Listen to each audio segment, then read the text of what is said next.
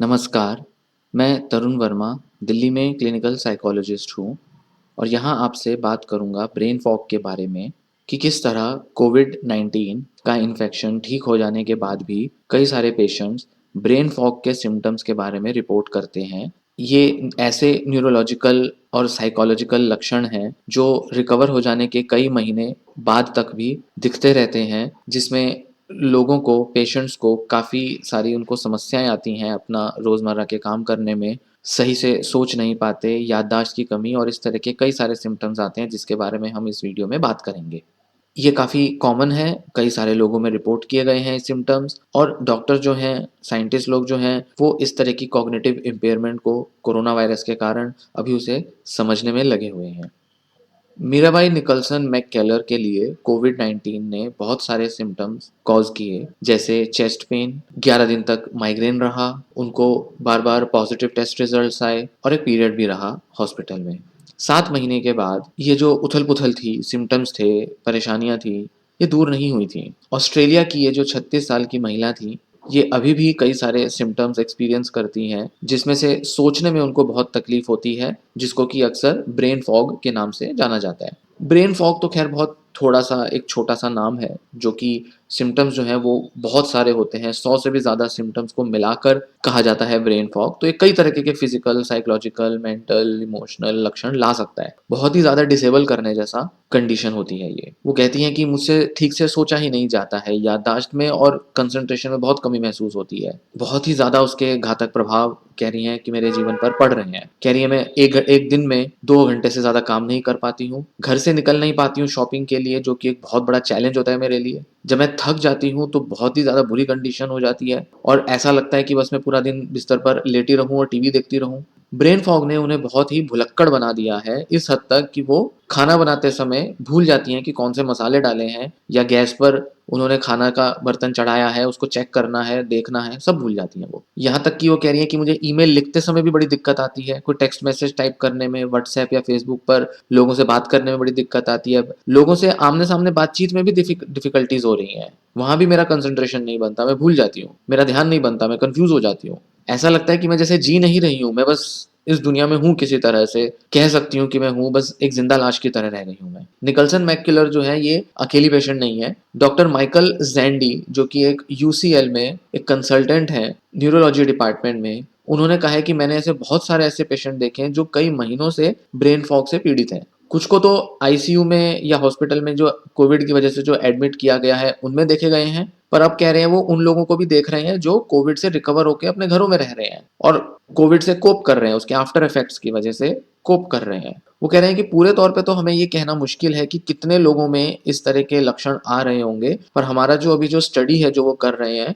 उसके मुताबिक कम से कम 20% लोग ऐसे हो सकते हैं जिनको बहुत ज़्यादा ऐसे सिम्पटम्स देखने में आते हैं। वे कहते हैं कि ब्रेन फॉग एज़ सच कोई मेडिकल टर्म नहीं है, जो कि ज़्यादा पॉपुलर होता जा रहा है। एज़ सच कोई बीमारी नहीं है जिसको हम ब्रेन फॉग कहते हैं। रॉस पैटरसन जो क्वीन स्क्वायर इंस्टीट्यूट उसी इंस्टीट्यूट में काम करते हैं, उनका ऐसा कहना है। हमें ये भी नहीं पता कि एग्जैक्टली कौन से सिम्टम्स को हम कहें कि वो ब्रेन फॉग के सिम्टम्स हैं, या उनको हम नाप तोल भी सकते हैं या नहीं, उसको असेस भी किया जा सकता है नहीं, इस बारे में भी नहीं कहा जा सकता, क्योंकि अभी तक कुछ ज़्यादा स्टडीज़ हुई नहीं है इसके ऊपर। ज़ैंडी कहते हैं, मानते हैं वो, कि जो सोचने में और ध्यान लगाने में जो कमी आ रही है, वो दूसरी कंडीशंस जो कि जैसे ऑटो इम्यून डिसीज़ ल्यूपस हो गया, ज़िका वायरस हो गया, उन पेशेंट्स ने भी इस तरीके की प्रॉब्लम्स को रिपोर्ट किया था। तो काफ़ी सारी ऐसी ऑटो इम्यून डिसीज़ेज़ हैं या ऐसे दूसरे वायरस की वजह से जो इन्फेक्शंस होते हैं, उनके जो पेशेंट्स हैं, रिकवर होने के बाद भी इस तरह के लक्षणों को रिपोर्ट करते हैं।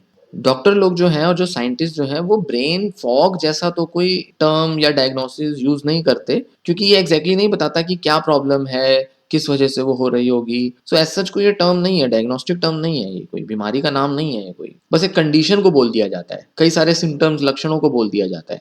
विल्फ्रेड वैन गॉर्ब जो कि American academy of clinical neuropsychology के पहले अध्यक्ष रहे हैं, उनका कहना है कि बहुत सारे कोविड सर्वाइवर जो हैं, उनमें ब्रेन फॉग देखने में आया है, जो कि छोटी से छोटी प्रॉब्लम जैसे हेडेक, सर दर्द या सिंपल कोई कंफ्यूजन होना, उससे लेकर बहुत सीवियर सिम्पटम्स तक आते हैं, जैसे कि कोई बड़ी आवाज़ें टॉलरेट नहीं हो पाती, अपनी इमोशंस को कंट्रोल नहीं कर पाते, याददाश्त की कमी में बहुत ज़्यादा कमी महसूस करते हैं। इस हद तक बहुत ज़्यादा सिम्पटम्स भी देखने में आए हैं पेशेंट्स में। इन लक्षणों के वो कहते हैं कि सिम्पटम्स जो है वो क्रोनिक फैटिग सिंड्रोम जैसे लक्षणों से भी मेल खाते हैं। ज़ैंडी कहते हैं कि ऐसे बहुत सारे कारण हो सकते हैं ब्रेन फॉग के कोविड सर्वाइवर्स में, जिसमें बॉडी में इन्फ्लेमेशन से लेकर दिमाग में ऑक्सीजन की कमी तक के कारण देखे जा सकते हैं। जिसमें से कि जो दूसरा वाला है, ऑक्सीजन की कमी जो है, वो एक बहुत बड़ा कंसर्न हो सकता है उन लोगों के लिए जिन लोगों ने वेंटिलेटर पर बहुत समय बिताया है। ज़ैंडी कहते हैं कि जो लैब डिशेज़ में जो एक्सपेरिमेंट हुए हैं, उन्होंने ऐसा सजेस्ट किया है, दर्शाया है कि वायरस जो है वो ब्रेन के अंदर इन्फेक्ट कर सकता है, वहाँ घुस सकता है और वहाँ के ऑक्सीजन को इस्तेमाल कर सकता है, जिससे आसपास के और ब्रेन के सेल्स में ऑक्सीजन की कमी की वजह से वो मर जाते हैं।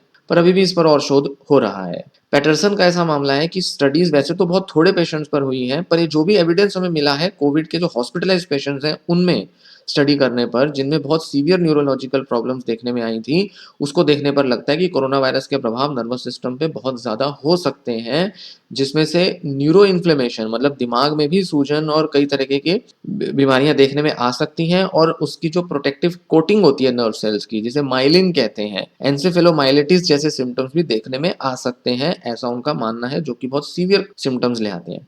वो कहते हैं कि इसके कुछ साइकोलॉजिकल फैक्टर्स भी हो सकते हैं कोविड सर्वाइवर्स में, जिन्होंने बहुत सारा टाइम जो है आईसीयू में स्पेंड किया था। वो डर जाते हैं, उनके अंदर फियर आ जाते हैं, और इस वजह से भी काफी सारा एंग्जाइटी, डिप्रेशन, ऐसे लक्षणों की वजह से भी इस तरीके की कंफ्यूजन, ब्रेन फॉग जैसे प्रॉब्लम्स आ जाती हैं।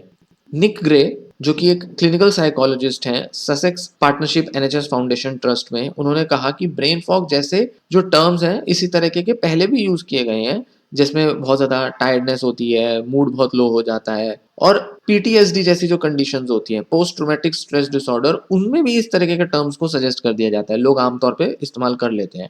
कोविड सर्वाइवर्स के करीब करीब एक चौथाई 25% पेशेंट्स में पीटीएसडी देखने में आता है, जो इंटेंसिव केयर में रहे होते हैं, जिनको वेंटिलेटर पे या आईसीयू में रखा होता है, उनमें अक्सर पीटीएसडी के लक्षण बहुत कॉमनली देखने में आते हैं।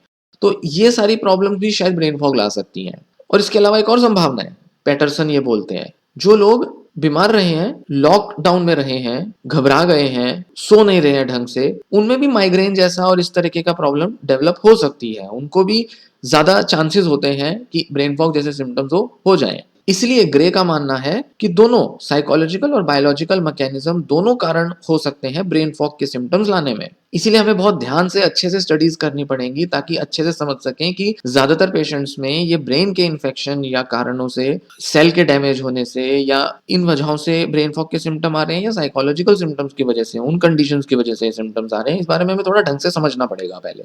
कुछ साइंटिस्ट लोगों ने पार्टनरशिप में रिसर्च करनी शुरू कर दी है, और उसको वो कोरो नर्व के रिसर्च ग्रुप के तौर पे आइडेंटिफाई करते हैं, उसका नाम दिया गया है, जिसमें वो न्यूरोलॉजिकल और न्यूरोसाइकेट्रिक जो कॉम्प्लिकेशंस हैं कोविड 19 पेशेंट्स में, उसको स्टडी कर रहे हैं।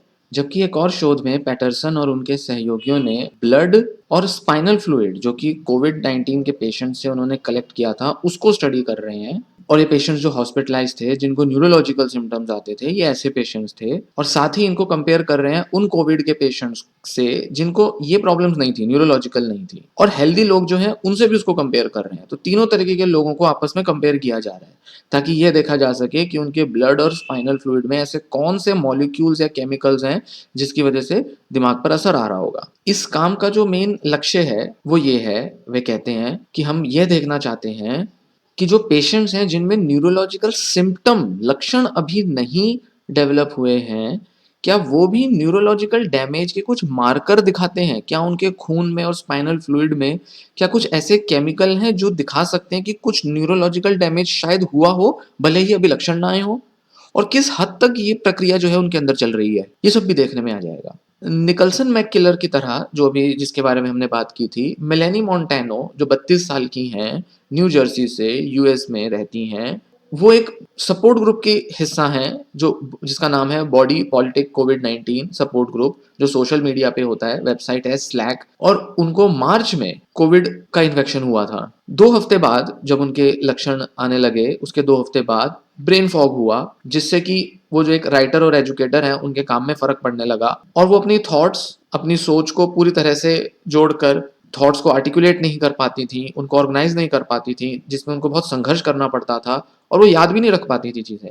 थोड़ा भी कोई अगर उनको रिसर्च करना होता था, रिसर्च करके उनको कहीं कुछ लिखना होता था, वो नहीं कर पाती थी ये सब काम। मोंटेनो का कहना है कि ये प्रॉब्लम तब भी उनको देखने में आई जब वो नई जॉब के लिए अप्लाई कर रही थी। वो अपना सीवी या अपना जो इंटरव्यू के लिए जो दूसरे डॉक्यूमेंट्स हैं वो प्रिपेयर ही नहीं कर पा रही थी। वो कहते हैं कि ऐसा लगता है कि मेरा जो माइंडसेट है वो इस समय बहुत धुंधला-धुंधला सा हो गया है। हमेशा मैं किसी ऑटो पायलट पर रहती हूँ। बस काम कर रही हूँ, चल रहा है जिस तरीके से ज़िंदगी, बट मेरा होश नहीं है, मेरा पूरा कंट्रोल नहीं है खुद पे।